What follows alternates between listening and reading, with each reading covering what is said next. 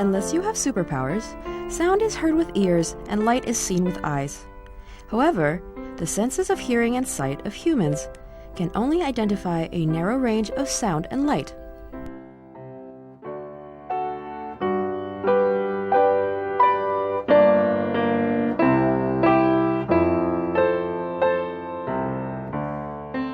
In physics, sound, like light, is a kind of wave. Moreover, they are classified as different types of wave according to their frequencies or wavelength. A variety of sound and light is derived from different frequencies or wavelengths. Well then, what is a wavelength? In essence, a wave is the disturbance of space.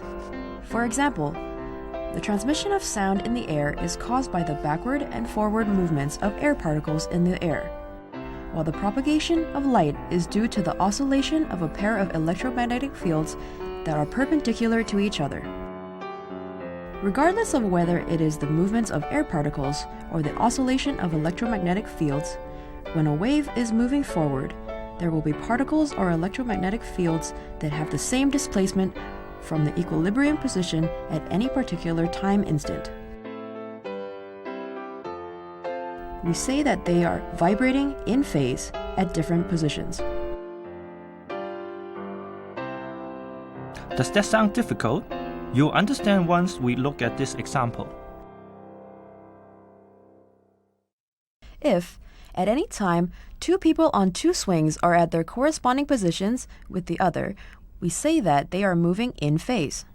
For example, when the one on the left reaches its highest point, the one on the right would also reach its highest point. When the one on the left reaches its lowest point, the one on the right would also reach its lowest point, etc. Same as frequency, wavelength is a term in physics. It refers to the shortest distance between 2 points in a progressive wave that have the same displacement from the equilibrium position at any particular time instant. In transverse wave, wavelength is the distance between two neighboring points which are in phase. It is usually the distance between two neighboring troughs or crests. In longitudinal wave, wavelength is the distance between two neighboring compressions or rarefactions.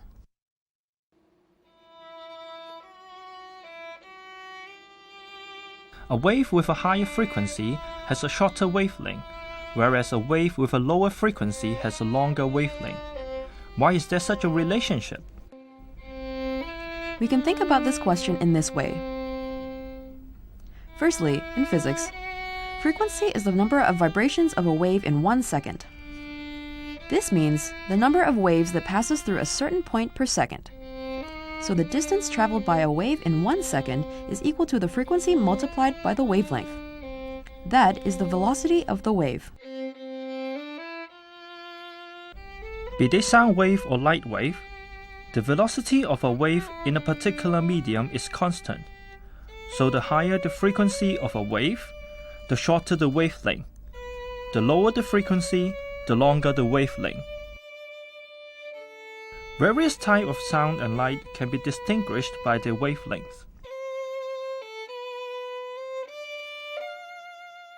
Different pitched sounds have frequencies ranging from high to low. The frequency of bass is about 30 Hz. In other words, it vibrates 30 times per second.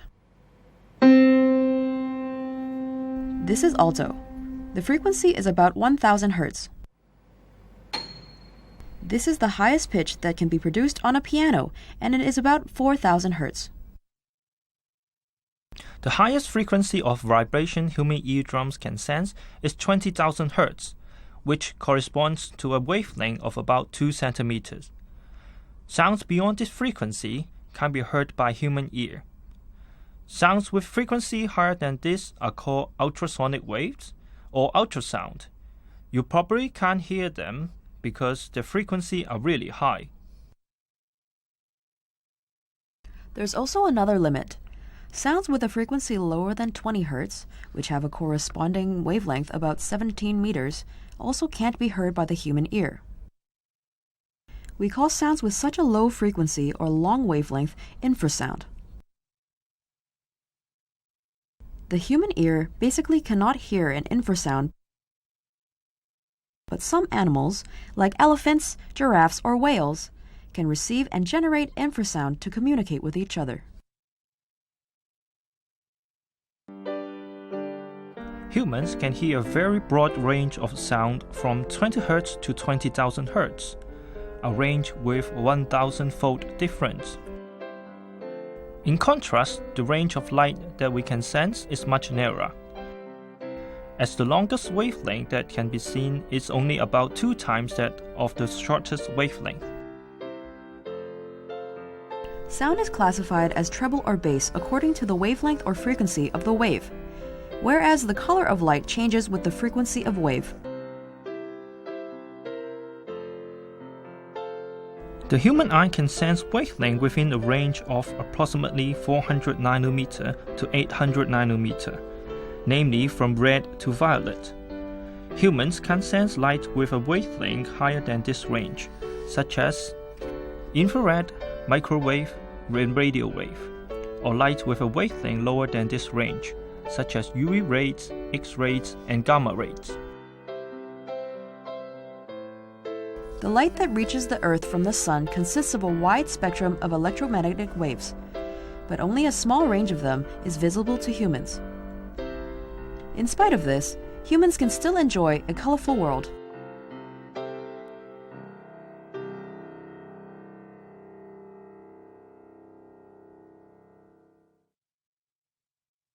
In 1912, a major event in maritime history occurred. The most luxurious passenger steamship ever built at the time, the Titanic, sank in the North Atlantic Ocean after crashing into an iceberg during her maiden voyage from the United Kingdom to New York City, United States. When the crew spotted the iceberg, the officer ordered the ship to steer around the obstacle and the engine to put in reverse. Although the ship's starboard side avoided a collision with the visible part of the iceberg, her underside brushed against the massive part of it beneath the water. The underside of the Titanic brushed against the deadly edge of the iceberg. 2.5 hours later, the Titanic disappeared beneath the freezing water of the Northern Atlantic. The exposed part of the iceberg above the surface of the sea was only a small portion of the whole iceberg. To avoid crashing into the iceberg, what is beneath the surface needs to be clearly known. However, it is very difficult for the naked eye to observe the surrounding environment with the ambient light because electromagnetic waves attenuates quickly in water. The light from the surface can hardly reach the water underneath. Since the Titanic incident, people have started to develop and employ sound reflection to look at what lies underwater. Reflection is a physical phenomenon. It refers to the process when wave passes from one medium to another and changes its direction of propagation, going back to the original medium. Sound waves can be effectively transmitted in water, so scientists make use of the echo produced when its sound is reflected to detect objects under the water. For example, if we want to detect an underwater iceberg, sound waves are directed towards the iceberg in the sea. Then the shape of the iceberg can be known by analyzing the echo. We can also make use of the echo to search for clusters of fish in the ocean. A fish finder emits ultrasonic waves into the sea. The fish clusters can be found by analyzing the echo received and calculating the time needed for the sound wave to travel to and back from the target. What about light then? When you look in a mirror, you can see yourself. It is because the reflection of light helps us to see what we can't directly see.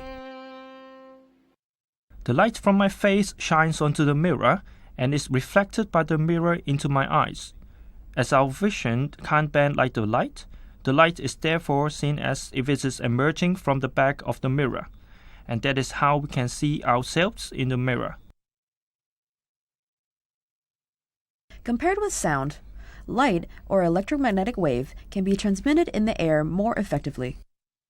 So, by emitting radio wave and receiving the radio wave reflected by the object, the location of offshore typhoons and other flying objects, such as planes, can be detected.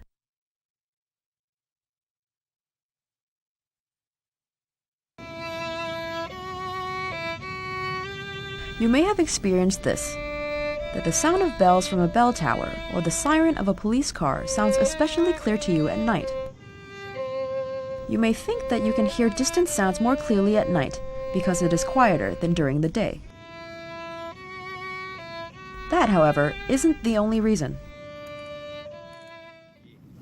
Have you ever taken part in a three-legged race? When two people walk together side by side, if one person walks slightly faster, then the pair can walk in a straight line and will be dragged towards the side with a slower walking speed. The key point is this: the speed of the sound in the air is affected by the temperature.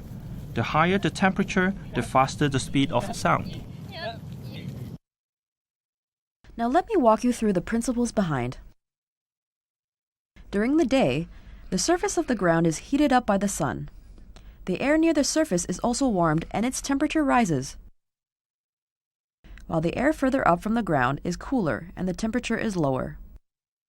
Sound travels faster in hotter air and will refract to the sky, so it is difficult for sound to travel for a long distance.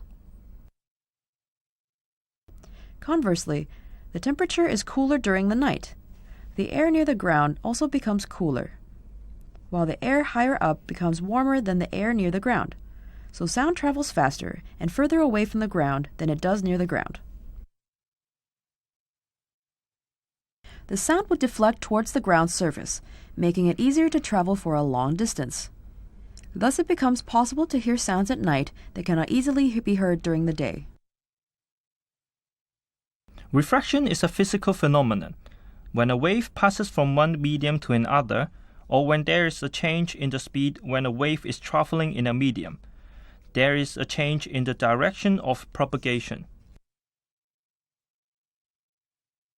Does something similar happen for light? Has anyone heard of a mirage? A mirage is an optical phenomenon that occurs in nature. It happens when a virtual image is formed by refraction as light propagates in the air. The underlying principle is in fact not complicated. Cold air is denser than hot air, and light travels slower through cold air. When light passes through the boundary between cold and hot air, it will refract in the direction parallel to the boundary separating the two medium. Under the scorching sun, the sand on the ground becomes very hot. The air near the ground can become warmer than that 1 meter above it by 5 degrees or more. Light from distant objects will bend away from the ground towards the sky. When seen by an observer, the light can easily be mistaken to be light from the ground. The water on the ground is actually the mirror image of the blue sky. It is just like the reflection of the scenery reflected by a lake.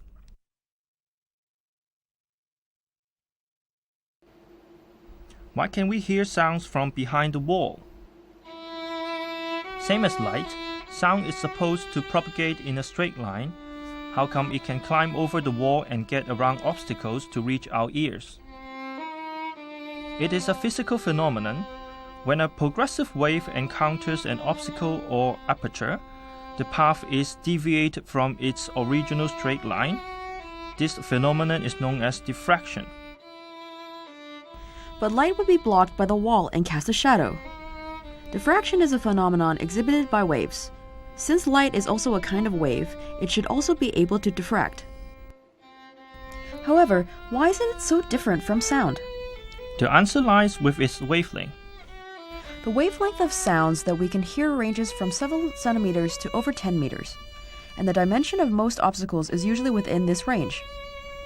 Under such circumstances, diffraction is more prone to occurring. However, for waves of shorter wavelengths, for example, the ultrasonic waves emitted by bats, which are only several millimeters long, diffraction is not likely to happen. Will diffraction occur in electromagnetic wave? The answer is evident. Cellular phones or radio devices can still receive radio wave around the corners and in place blocked by obstacles. It is because the wavelength of radio waves is very long, ranging from several centimeters to several meters, or even over 100 meters. Radio wave therefore can be diffracted easily. The diffraction of radio wave is the reason why we can receive calls and pick up radio bands from behind a building or around the corner. Can light be diffracted? Let's look at this. Here is a laser beam. When it passes through a tiny hole, a pattern of bright and dark rings can be observed. How could we explain this if it isn't due to diffraction of light? In fact, under suitable circumstances, any wave can be diffracted. Well then, what will make a suitable circumstance?